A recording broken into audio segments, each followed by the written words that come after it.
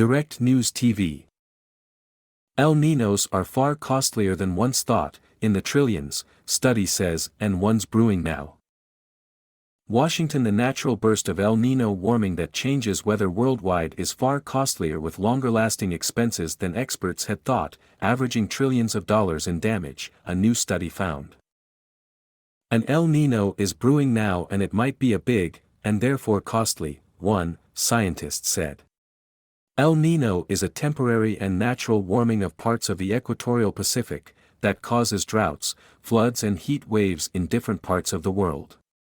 It also adds an extra boost to human-caused warming. The study in Thursday's journal Science totals global damage with an emphasis on lasting economic scars. It runs counter to previous research that found, at least in the United States, that El Ninos overall aren't too costly and can even be beneficial. And some, but not all, outside economists have issues with the new research out of Dartmouth College, saying its damage estimates are too big. Study authors said the average El Nino costs the global economy about $3.4 trillion. The strong 1997 to 1998 one cost $5.7 trillion. The World Bank estimated the 1997 to 1998 El Nino cost governments $45 billion, which is more than 100 times smaller than the Dartmouth estimate. But the Dartmouth team said they are looking at more than the traditional costs and for longer time periods. We have this sense that El Nino is a really big hammer that hits the Earth system every few years. But we didn't have as much of a handle on its sort of macroeconomic implications, both what that means just on a year-to-year basis and what that might mean with future global warming, said study lead author Christopher Callahan, a climate impacts researcher at Dartmouth. Economies bear the scars of El Nino for a decade or more and potentially forever, said study co-author Justin Mencken, a Dartmouth climate scientist. The economic scars are the diversion of spending away from technology and innovation toward recovery and rebuilding efforts, Callahan said. It's about opportunities lost while digging out of the El Nino hole. The way Callahan and Mencken did this was to simulate a world without an El Nino event and look at the global difference in costs, compared to the global gross domestic product, Mencken said. El Nino's biggest impacts generally hit in the northern winter, but in the summer it reduces hurricane activity in the Atlantic, studies show. It makes it wetter across much of the U.S. South and West, Peru, Uruguay and Argentina, some of Southeast Asia, and a bit of East Central Africa. It makes it drier in Southeast Africa, Southern Asia, Northern Australia and the Amazon and often leads to increased wildfires in those areas. It's warmer in much of Asia, the American Pacific Northwest and Australia. El Ninos occur on average about every 3 to 5 years and vary in strength, according to the U.S. National Oceanic and Atmospheric Administration. The last strong El Nino was in 2016. Because the impacts of El Nino look a lot like the impacts of global warming, studying the El Nino economic damage is pretty essential to understanding the bigger damage from human-caused climate change, Mencken said.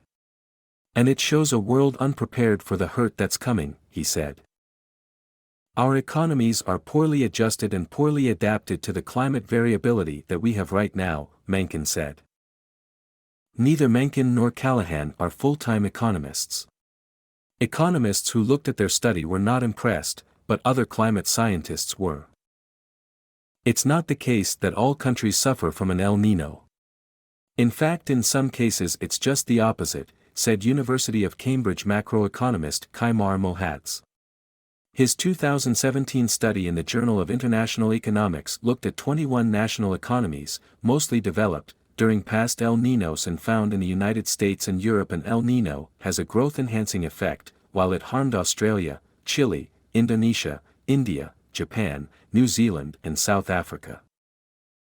Mencken and Callahan said their study looked at the globe as a whole, not individual countries. In those places hurt, El Nino economic damage evaporated quickly contrary to what the Dartmouth team said, Mohatz said.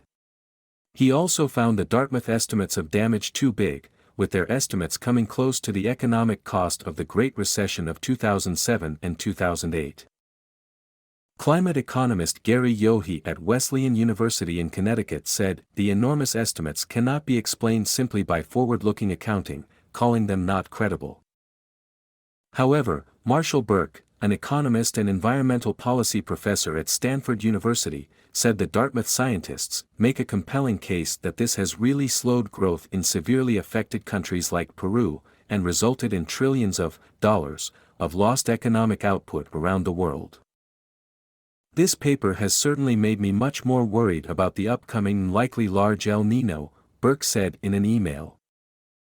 Michael McFadden, a NOAA oceanographer who studies El Ninos, said he has long thought damage estimates of El Nino were way too low, and more important, the big loser during El Nino is the Global South, which are poorer nations that are hit the hardest. The economic impacts of the El Nino that is predicted for later this year will depend on how strong it is, McFadden said in an email.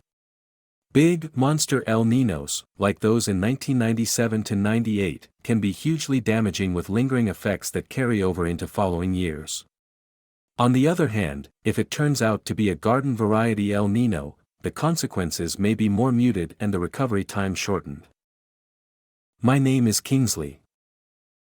Please like, share, subscribe and hit that notification bell so you can be the first to be notified whenever we post. You won't regret it.